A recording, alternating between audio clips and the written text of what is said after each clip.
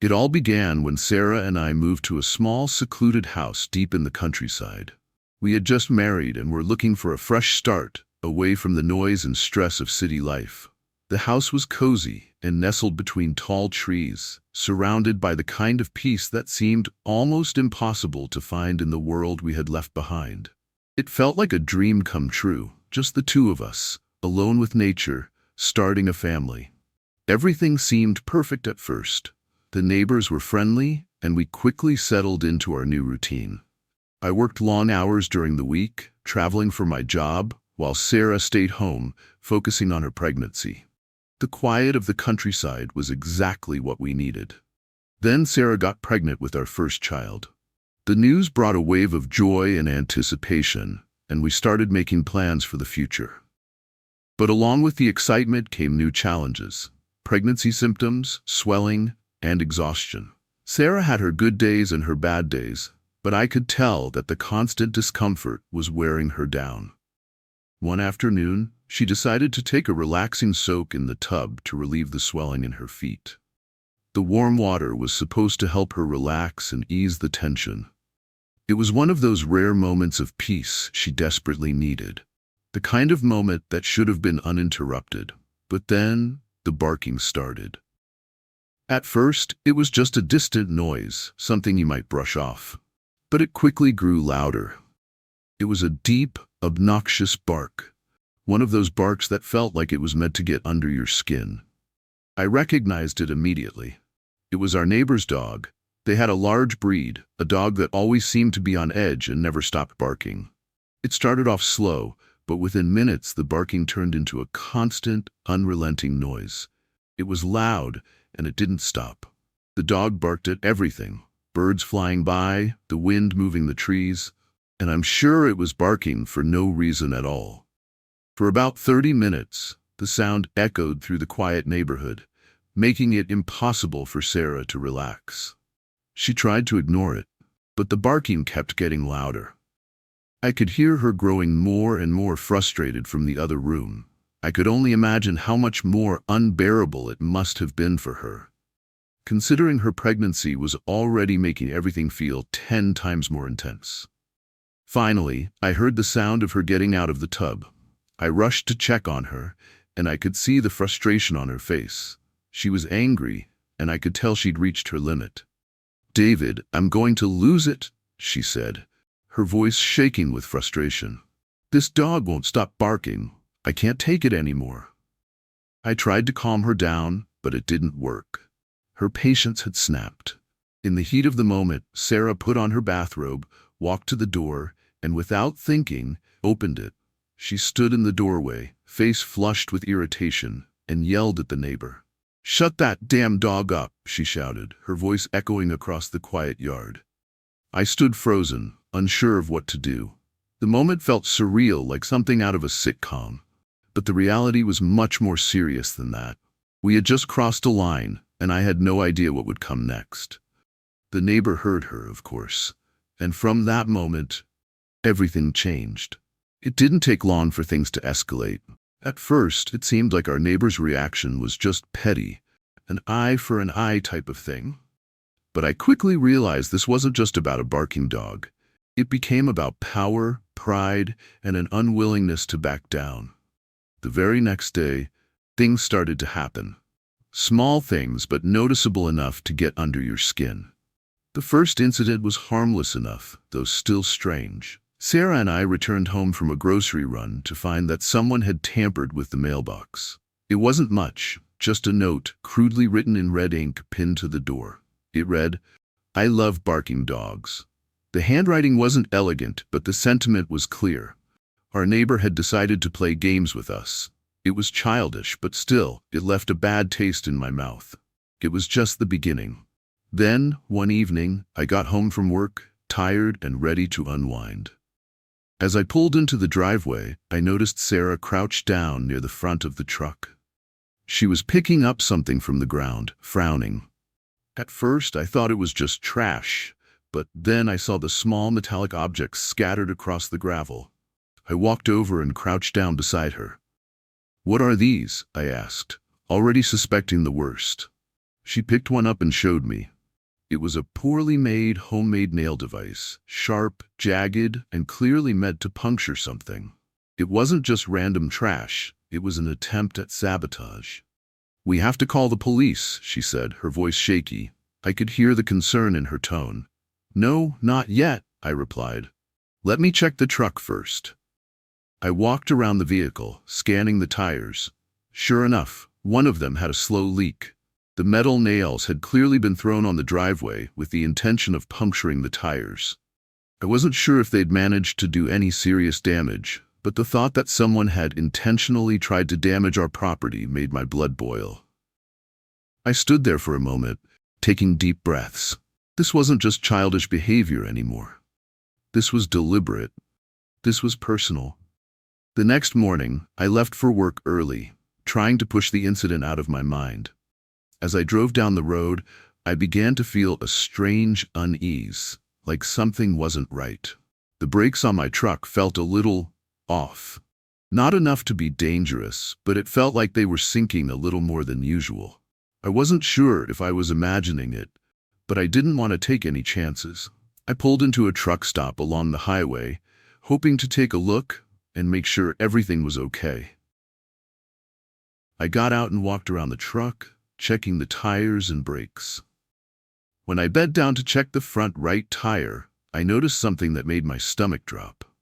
The petcock valve on the brake caliper had been loosened, and when I looked closer, I could see that the brake fluid had drained almost entirely out. Someone had deliberately messed with my brakes.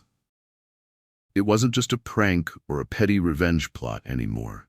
This was a dangerous, malicious act. Someone had tried to kill me. I couldn't even process it at first. My heart was racing, and all I could think about was what could have happened if I had kept driving without realizing it. If I hadn't stopped, if I hadn't checked. But that's when something in me snapped. This wasn't just about my truck, my tires, or some childish prank. This was a direct threat to my life, and I wasn't going to let it slide. I called work and told them I wasn't going to make it in. Instead, I turned my truck around and headed home. I was done being passive. It was time for payback. After what happened with the truck, I knew something had to be done. This wasn't just a minor inconvenience anymore. My life, and my wife's, was at risk. I couldn't just sit around and wait for the next attack, hoping it would stop on its own. I needed to do something that would ensure this didn't escalate any further, but also something that would make it clear I wasn't going to be pushed around. I spent the next few days thinking about what had happened. I couldn't get the image of the brake fluid draining out of my truck from my mind. That was a close call. A very close call. The authorities weren't an option, at least not yet. We had no proof of who was behind it. The only evidence we had was the broken mailbox and the nails on the driveway. But even those could be written off as pranks. No one would take us seriously without hard proof. But I wasn't going to let that stop me. I worked in IT, and I knew my way around technology. This was going to be my weapon. One evening, after Sarah went to bed, I pulled out an old laptop I hadn't used in years. It was just sitting in a drawer collecting dust. But now it would become my tool for taking control of the situation. I wiped it clean, installed a fresh operating system, and set it up for what I had in mind. The first step was figuring out how to retaliate without being traced. I didn't want to do anything that would come back to me. No physical damage, no direct confrontation. I needed to be smarter than that. I'd noticed that the neighbor's Wi-Fi signal was unusually strong. In a small town like ours, the signals didn't overlap much, but his always seemed to be the strongest. Over the next few nights, I kept my distance and watched. The signal didn't change. It was consistently there. That was my opening. I had an old hacking tool on hand. Nothing fancy, but enough to test the Wi-Fi's security. Over the next couple of days, I cracked their password. I didn't even need to be near their house. From my office, I could connect to their network without them ever knowing. That's when I knew I had the advantage. The next step was a little more subtle. I set up a script to send documents to their printer. Harmless, but irritating. Little by little, I sent things that I thought would catch their attention. The first document was just a random file, nothing that would look out of place. The second? A fake email, something convincing, supposedly from another woman, addressing my neighbor by name, complimenting him on his work, and suggesting that they meet up. I even added a few lines that hinted at some sort of secret. I didn't know how that would play out, but I didn't really care. The thought of the look on his face when he saw that on his printer gave me a sense of satisfaction. But that wasn't the best part. The real kicker was yet to come. The following day, I had one more card to play. I knew that my neighbor's wife was active on social media. I'd noticed her posting pictures about their family on Facebook. Nothing too private, but enough to give me the details I needed. I had an idea. It was bold, maybe even cruel, but I knew it would make an impact. I signed her up for something she would never expect: prison pen pals. It wasn't a random choice. I found a website where you could sign someone up for a romantic pen pal. I wrote a letter on behalf of her, addressed to an inmate, detailing their life together. I gave enough information to make it believable. How long they had been married, how many kids they had, their jobs, their dog. Everything that could make the inmate think this was real. The idea was simple. Let her find out about this on her own, without explanation. It would be humiliating. It would force her to confront the situation with her husband, and I was willing to bet he wouldn't have the patience to ignore it. I don't know what happened when she got that letter, but I sure imagine the reaction. The day after I sent that letter to the prison pen pal, I felt a strange mix of satisfaction and anticipation. It was a bold move, one I wasn't entirely proud of, but it was also the only way I could think of to hit back without putting myself or Sarah in harm's way. The worst part was that I wasn't sure how far things would go, but I felt like I had to see it through. For a couple of days, everything seemed eerily calm. No vandalism, no more strange notes in the mailbox. I began to think maybe things had settled down, that I had finally gotten the upper hand and could put it all behind me. Maybe I'd made my point and now things would go back to normal. But then I got a call. It was Sarah, and she sounded upset. "David, we need to talk. Something happened." I immediately stopped what I was doing and sat down. The last time she sounded this serious, it was when we had that nail device incident on the driveway. I braced myself for bad news. "What's going on?" I asked, trying to stay calm. "I went to the neighbor's house this morning to pick up a package they mistakenly delivered to us," she explained. "When I got there, the wife opened the door, and she looked completely different. She was shaking, David, and she wouldn't stop asking if I was okay. She kept saying something about things getting out of hand and how she's scared. And then she mentioned the letter." My heart sank. That's when I realized what had happened. She had seen the letter you sent, the one from the prison pen pal site. Sarah sounded almost guilty herself. "I didn't want to tell you this, but she seemed to think it came from you." I felt a rush of emotions: regret, anger, and even a little guilt. Part of me wanted to laugh at how the whole thing had backfired, but the other part of me realized that what I thought would be a harmless prank had spiraled into something much more serious. "Did she say anything else?"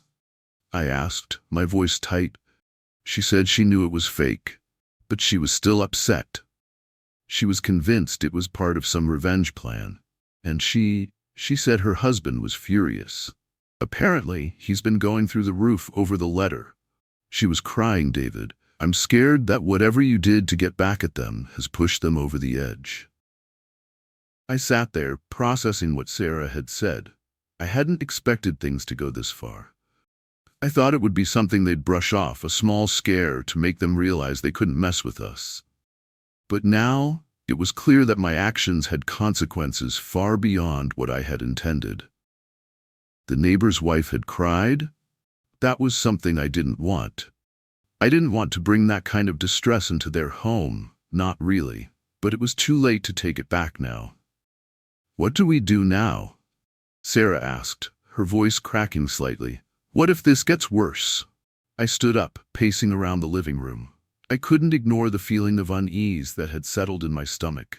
I had been so focused on retaliation, on getting back at someone who had tried to hurt me, that I didn't stop to think about the collateral damage. I had to make a decision. If I backed off now, it would feel like I was giving up. But if I kept pushing, things could spiral even further. The last thing I wanted was for Sarah to be caught in the middle of a mess I'd started. After a moment of silence, I spoke up, my voice steadier than I felt. "I'll go over there and talk to them. I have to fix this. We don't need to escalate things anymore. It's time to end this." That afternoon, I drove to our neighbor's house. The sun was starting to set, casting an orange glow across the fields, and the drive felt unusually long. The closer I got to their house, the more nervous I became. I had no idea how this conversation would go, but I knew it was necessary. I couldn't let the situation fester any longer. I parked in front of their house and got out. I could see the wife through the window, pacing nervously. Her husband wasn't home, so I took that as my cue to act. When I knocked on the door, she opened it hesitantly. Her face was pale, and she looked like she hadn't slept in days. "David, I didn't think you'd come over," she said, her voice trembling slightly. "I'm here to talk," I said, trying to keep things as calm as possible. "I realize things have gotten out of hand. I never meant for it to go this far." She stared at me for a moment, almost as if she were trying to gauge my sincerity. Finally, she stepped aside and allowed me to come in. "I'm sorry," she said quietly. "I don't know what's going on with my husband, but this whole situation has been escalating, and I'm scared, David. I just want peace." I nodded, my anger from the previous days fading into something more complicated, something like guilt. "I'm sorry, too," I said, looking her in the eye. "It wasn't supposed to cause this much trouble. I've let it go too far, and I want to fix it." We stood there for a moment, the weight of everything between us. "I never wanted things to end like this," I added. "I just wanted you to understand the consequences of messing with us." She nodded, still looking wary but relieved. "I think it's time to move on, don't you?" she said softly. And with that I realized she was right. The past few weeks had been nothing but conflict, and it had gotten us nowhere. It was time to let it all go. After I left the neighbor's house that evening, I felt a weight lift off my shoulders. It wasn't a complete sense of peace, but it was something close to it. The confrontation had been civil, almost like two people who realized they had been caught up in something that didn't really make sense anymore. The escalating tensions between us seemed almost ridiculous in hindsight. As I drove home, I couldn't help but reflect on the past few weeks. The sense of helplessness when I realized my brakes had been tampered with. The overwhelming anger that had driven me to plan my retaliation. I had allowed myself to get consumed by it, by the need to make them pay. But standing there in front of their house, hearing her talk about the fear she had been feeling, I realized that it wasn't worth it. I pulled into the driveway, the quiet of the countryside surrounding me once again. Sarah was sitting on the porch, her feet up on the railing, looking out over the fields. I walked up to her, and she looked at me with a hopeful expression. I could tell she was waiting for some sort of resolution. "Well?" she asked. I took a deep breath. "I think it's over." She raised an eyebrow. "What do you mean?" I talked to her. "It's not just about getting even anymore. It's about putting all this behind us." For a moment, we sat in silence. The weight of the situation hung between us, but it felt different now. It felt lighter, like a chapter of our lives that had been filled with bitterness and fear was finally closing. "I think I made my point," I continued, "and I didn't need to go that far. I don't want this hanging over us anymore." Sarah nodded slowly, her eyes thoughtful. "I get it. But you have to understand, I was scared too. I didn't want to lose you, and the idea that someone was messing with your life, it was terrifying." I reached over and took her hand, squeezing it gently. "I know. I'm sorry for letting it get to this point. I never should have let my anger drive me like that." She smiled softly, resting her head on my shoulder. "We'll be okay. We don't need to keep fighting." The next morning, I woke up early to go for a walk. The sun was just beginning to rise, casting a warm golden light over the fields. I breathed in the fresh air, feeling the cool breeze on my face. It was peaceful, and for the first time in a long time, I felt like I could actually breathe. I didn't feel the weight of what had happened anymore.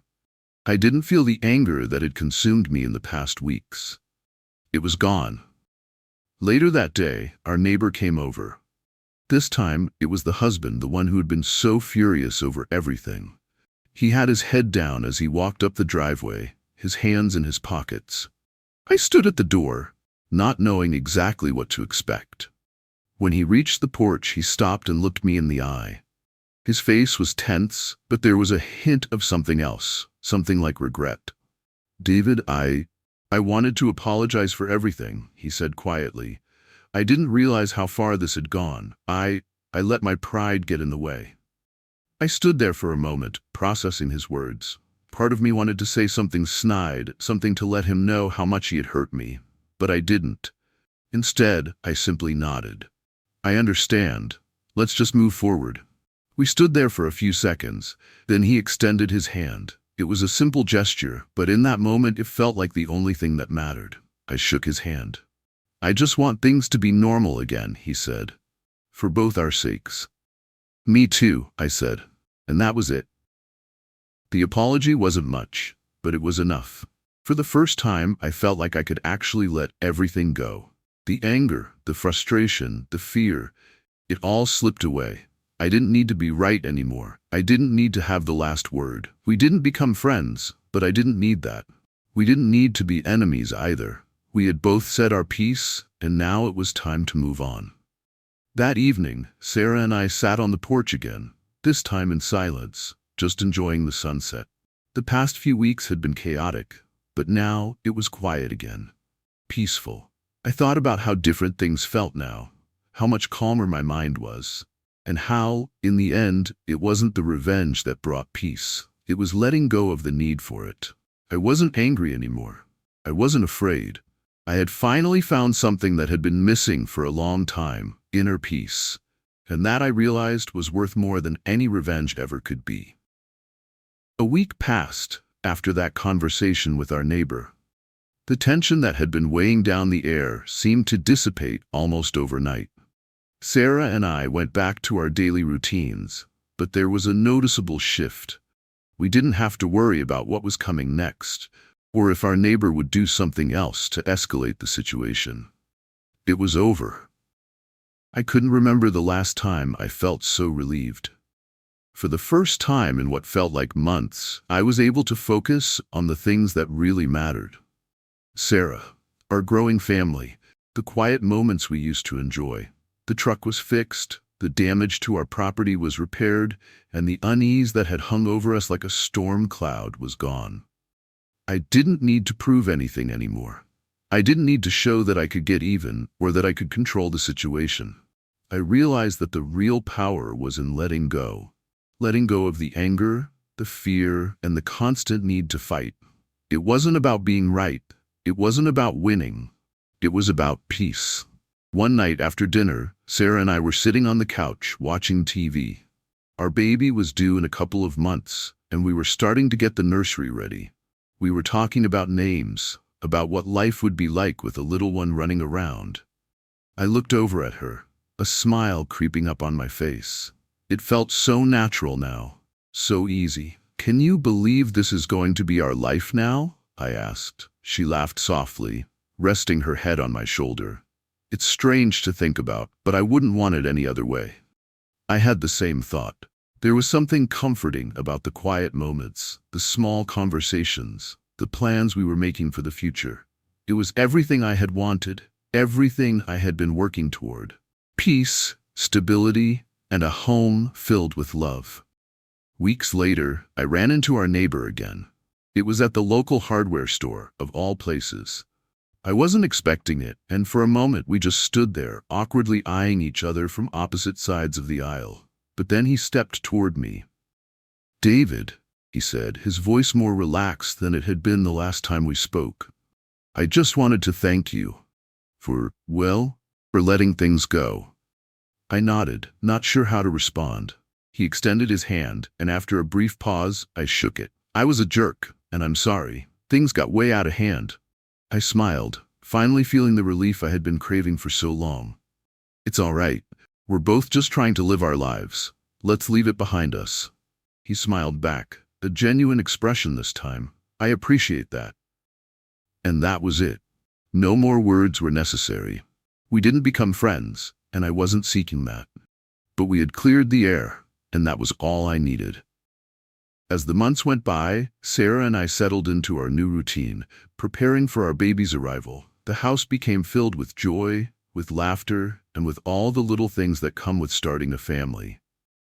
The neighborhood, once fraught with tension, became just another peaceful part of our lives. The incident with the neighbor felt like a distant memory, almost like it belonged to a different time. And in many ways, it did. I had learned something important through it all. That standing up for yourself didn't always have to come with a battle. Sometimes, the greatest victory is in choosing peace over conflict, in choosing to walk away from unnecessary drama. Looking back, I realized how much I had changed. I wasn't the same person I was when I first moved here. I had been angry, prideful, and consumed by the need to prove myself. But now I had learned the true meaning of strength, not through retaliation, but through the power of letting go. I didn't need to prove anything to anyone anymore. I didn't need to get revenge or make anyone pay. I had what mattered most, a home, a family, and a sense of peace that I never thought I'd find. And that peace, I realized, was more than enough. And just like that, the storm passed. David had made his point, but more importantly, he had learned that the real strength was in moving on, not holding on to the anger or the need for revenge. The neighbor situation was over, and life continued, peacefully, as it was meant to. Sometimes, the best way to handle conflict isn't to escalate it. It's to walk away from it. Take control of your own peace, and let everything else fade into the past. And with that, I'll leave you here. Until the next story.